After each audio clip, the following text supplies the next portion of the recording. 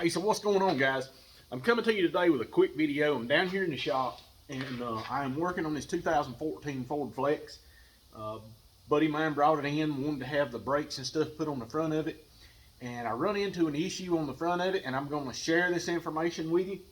If you own a Ford Flex, and they ask you when you go to get brake pads whether you have standard or heavy duty, you'll need to know the difference because the pads are different.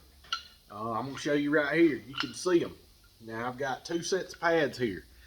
This is the standard duty pad here. If you'll look at the ears up here, it's got this notch in it. Alright, so that is standard duty.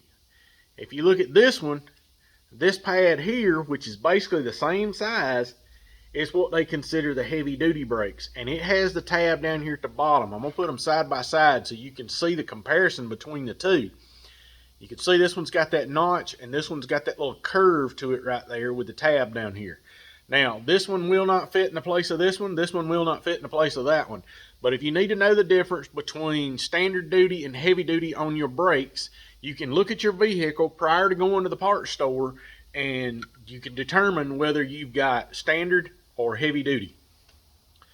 So guys, now I'm going to go ahead and I'm going to get back to work on this thing. Another thing I want to point out real quick for you is you need one of these tools right here. This is a dual piston caliper press. What it's designed to do, when you have dual pistons like this one here is, you'll have to put this in here and it fits in the slot of the rotor and it puts even pressure on both of the pistons as you screw it in. Now, I'm going to tell you two things. Number one, do this slow. Number two, take the cap off of the master cylinder. You don't want to push back pressure into this. It'll blow the rubber seals out. It can blow the seals out in the master cylinder.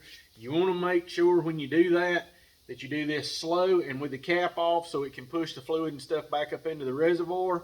And as long as you do it slow and turn this in nice and slow, this one's got relatively coarse threads on it, so I try to turn it slow as I go.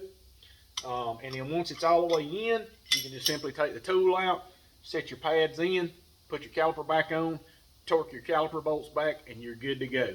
So guys, listen, I appreciate y'all tuning in, trying to bring you some informational videos from time to time. This one's just covering the Ford Edge Flex, 2014 model. 13 and 14 are the same brake pads, so you just need to check. If you're going to go get pads, make sure you get the right ones. That way you don't have to make 2 trips to the parts store.